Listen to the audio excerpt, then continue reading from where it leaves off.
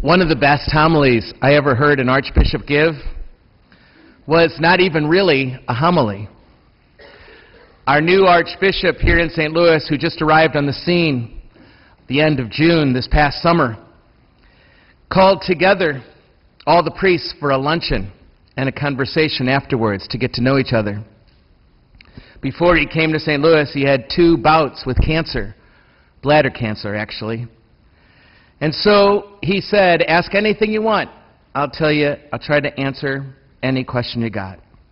So one of the priests raises his hands and he said, Archbishop, what exactly did they take out in that second cancer surgery?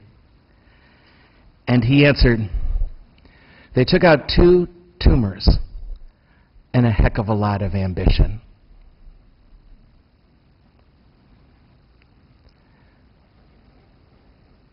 In other words, he was saying to us, when you face your mortality and find out you have malignant cancer, things change. You don't keep up quite that frantic pace that you kept up before. And you don't have anything to prove to anybody anymore. He, like most of us, I suspect, lived in a world where we have to please other people sometimes to get ahead.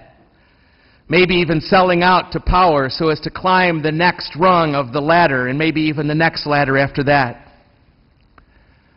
But because of those tumors, which the doctors took out that day, he was no longer willing to do that anymore. He was no longer willing to work at that frantic, everyday pace. Yes, they took out those tumors, but they also took out the tumor of ambition and left him more human and free. Yet when I ask students of Washington University, I do a lot of floor programs in the residence halls at night, I asked them in one of the programs that I do, what are you looking for in a mate? Somebody you'd like to spend the rest of your life with? And frequently, the answer comes up, ambition. I would want to be with somebody who's truly ambitious. And when Bill Danforth came here last Sunday night at this very Mass, one of the things he told us about himself, one of the things that makes him tick, is a mantra, a motto he learned from his paternal grandfather, if you remember. And it went something like this: my own self at my best all the time. That, I'd say, sounds quite ambitious. St. Paul himself says in another place, be ambitious for the higher gifts. He challenges us. And we would all agree that there's something virtuous about being ambitious like that, being excellent in all we do. Our best self is a good thing, virtuous even. Yet here's James in this second reading tonight.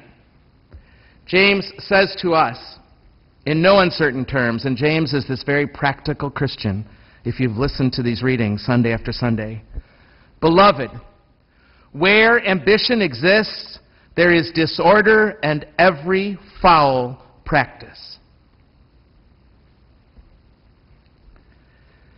He asks us to look at this thing called ambition in our lives a bit and do a little bit of work to get beyond it, sometimes at least, because it can really mess with our human flourishing.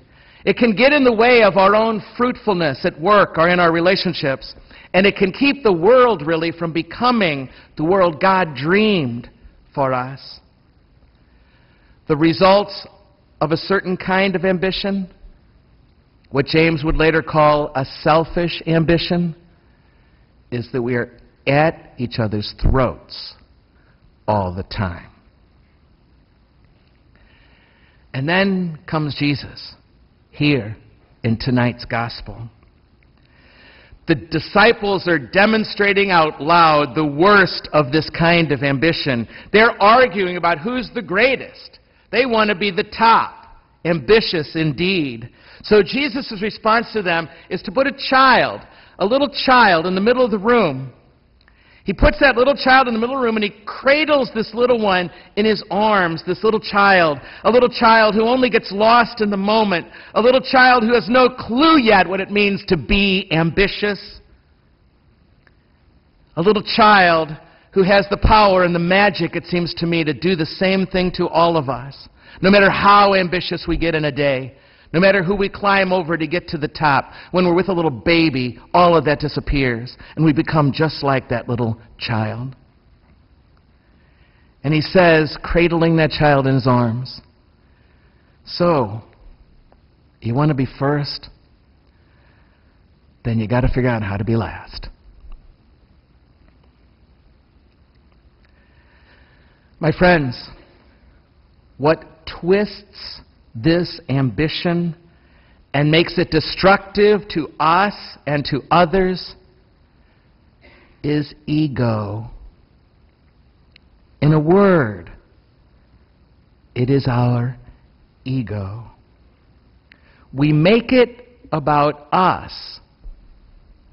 We make it about us, our work, the talk we gave, our successes, our being right, our I told you so, our winning the argument, our being tougher than the next guy, our getting our way in a relationship or an institution. That's what we end up boasting about to each other, bragging to others about ourselves. I see alums from Washington University just across the street, and I run into this frequently, who come out of school into their careers and into their jobs absolutely convinced that they could do a better job than their bosses after just 1 month of being on the job. 1 month.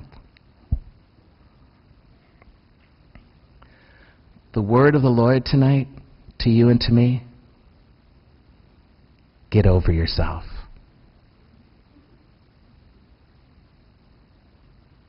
That's the word of the Lord. Get over yourself. In this practical Christianity, there's freedom. The freedom to not make it too much about me and to not make it too much about you either. In other words, what I'm trying to say is, what I do and say can't be just over-focused on me and my need for attention and my need for acclaim.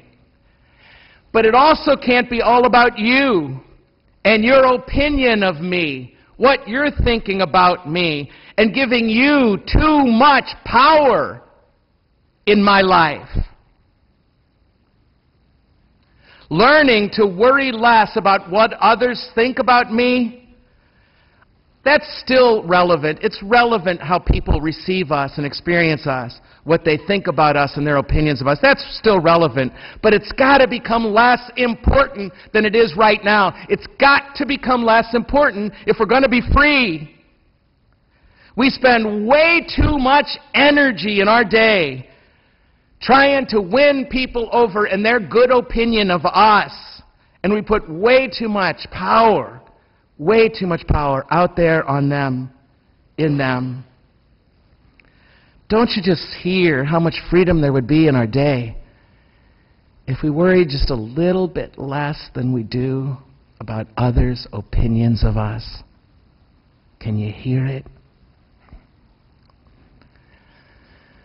The bottom line, it seems to me, about healthy ambition is to live somewhere in that tension between being over-focused on myself and my need for attention or acclaim and being over-focused on you and giving you too much power in my life, the other, that is.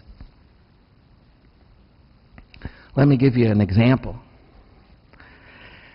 I want the Catholic Student Center at Washington University to be one of the top 5 Newman Centers in the United States. I want that.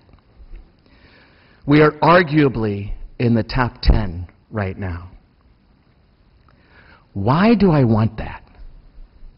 Do I want it to expand my own ego so that I or we here, all of us, get more acclaim and recognition somehow in the nation about that?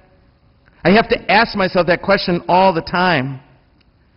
But I think I can say to you, at least mostly, that the main reason I want us to be in the top 5 is because then I can rest knowing that we've done everything we can do here to love you.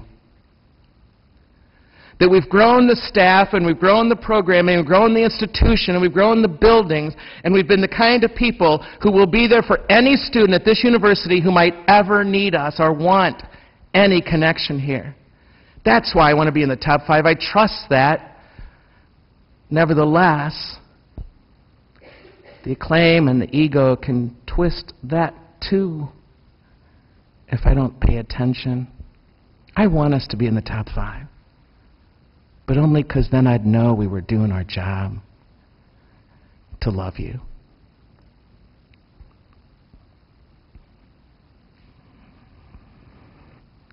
I guess it comes down to this. Too many people in this world have no foundation to build their lives on. There are huge amounts of insecurity out there. People who have nothing to hold on to. So ego has to take over. If we don't have the foundation, if we don't have something to hold on to, if there's no other security, then our ego is going to make the security, and it's going to get desperate to make that security. And so ego takes over and begins to drive our work and our relationships, your academic life, your studies, and even your friendships. If ambition is to be of the best sort, then there must be a foundation to start from and to stand on. And that foundation is simply knowing that we are loved, that we are infinitely lovable. Knowing that. So let me put it this way. In the name of this very practical James, let me make something totally clear to you tonight. You are awesome. You are awesome. You got that? Because if you do, you will never have to go prove it to anybody ever again.